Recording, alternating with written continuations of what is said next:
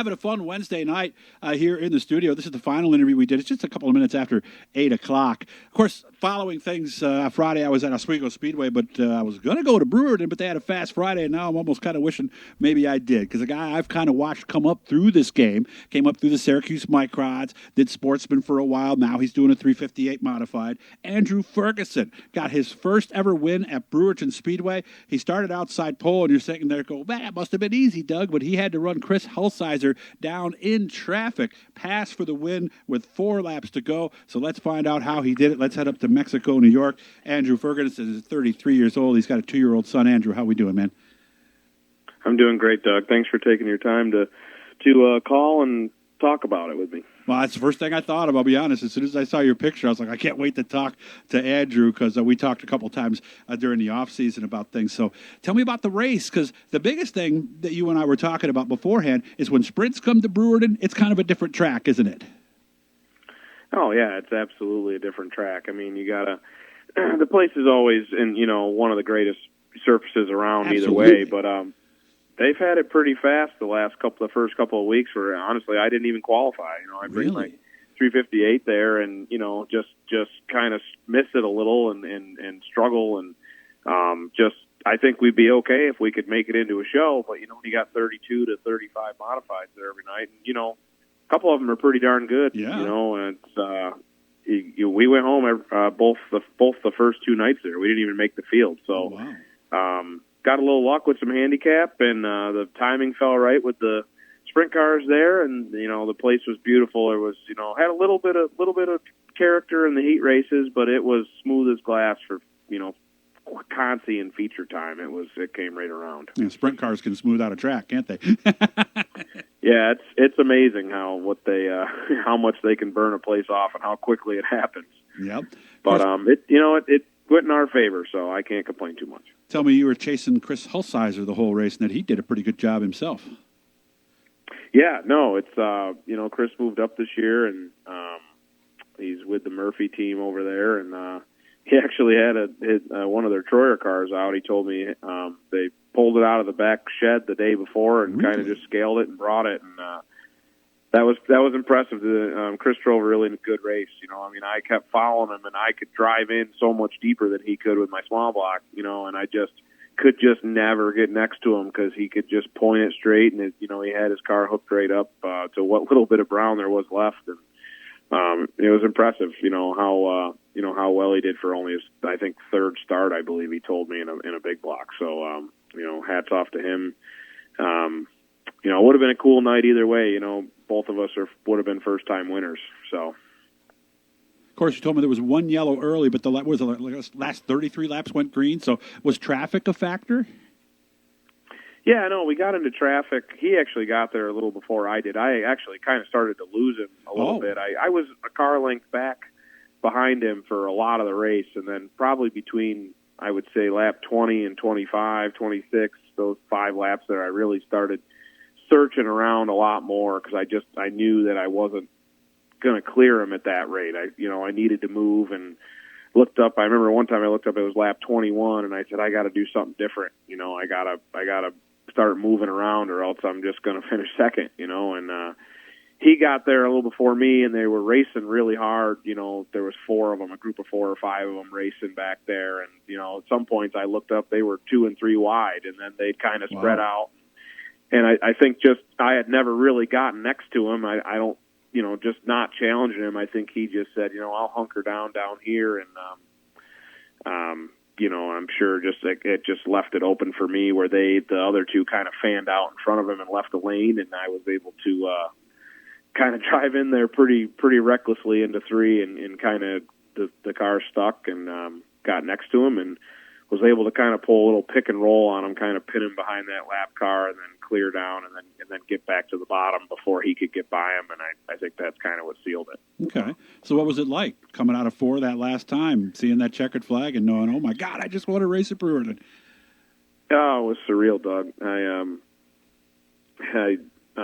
I've been so close so many times. I mean, I think we were talking about it. I don't know the exact stat, but I probably have 7 second-place finishes in a modified. I moved up in 2015, and, the first year was really rough. We flipped couple times, and we just had a lot of bad luck. And then the second year we had an engine blow, and then the third year we started to really hit our stride. It was the first year we ever completed, and that year I think I had 2 seconds alone that year, and we took a year off with COVID, and then we went to switched all the coils and kind of been racing, one night a week type thing here and there. And I said this year, at the beginning of the year, I said, I'm going to start the first couple weeks and run both nights just to get the car underneath me. And, our main focus is Fulton, obviously. And sure.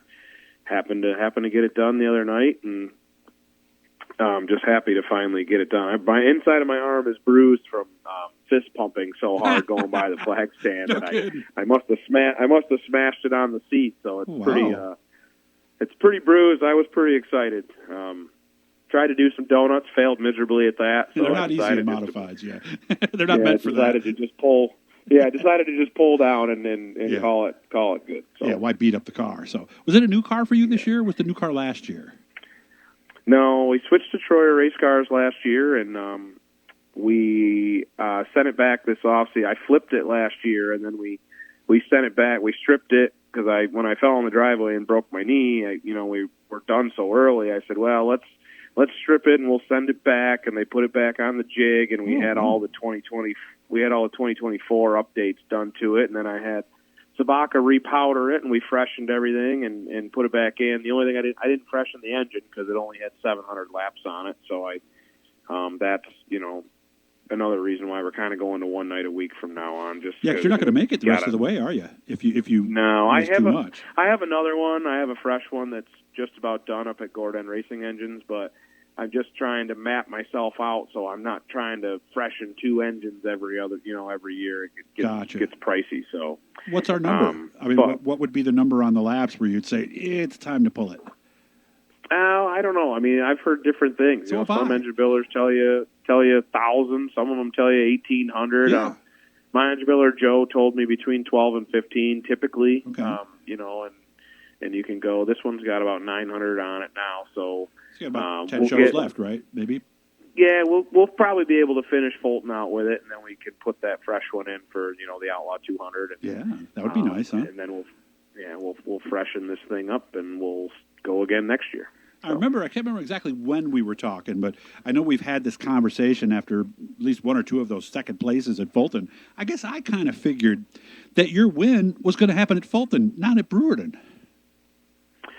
Well, you would think that. I mean, just because we run a 358 weekly, and I mean, we're 2 years ago we got really going good over there. I think we were like 11 or 12 shows. I think we were only out of the top 10 twice. We really kind of started catching our stride, and then we switched to Troyer, and we came out of the box swinging last year. We had a top 5, and the first night we finished 4th, and we were 2 pounds light on the scale, so they DQ'd us. And then the next week we came back and followed it up with another 4th, and and then we had a 7th and a 12th, and then we flipped at Brewerton, and then just kind of had some bad luck going, and then this year's just been nothing but bad luck until this week. But this was actually the first race we've completed. We qualified for 2 at Fulton and got wrecked in both of them, and just circumstantial stuff being in the back with everyone's going for the same spot. It's a really different character, the racing now, where Brewerton and Fulton for the last couple of years they've qualified everyone within reason. And there were nights we started 32 or 33 cars, and then this year they went to the 26, and I totally agree with that. That's what it should be. But it definitely changes the character of the racing, especially at qualifying time. Mm-hmm. So almost out of time. Hard to believe it went by this fast. But and I wanted to make sure you guys caught what he said. I was there 2 weeks ago. They had 32 modifieds at Brewerton, with the 350H being competitive there now. The future is very bright. So I'm going to let you go, but hopefully we'll do this again soon. Last question. You only got a couple seconds. 1 race or 2 this coming weekend? Just 1, going back to Fulton. So. Okay, all right. So at least last time we went to Brewerton, you won. So that'll stay with you for a while now. Awesome, man. We'll see. Thank you so much for getting a hold of me. Guys, make sure to subscribe. Turn on all those notifications. We aired this one on Thursday, so you can see him race on Saturday. And unlike a lot of weeks we've had, there is no rain in the forecast this weekend. So, Andrew, you take care of yourself. I'll see you soon. Thanks, Doug.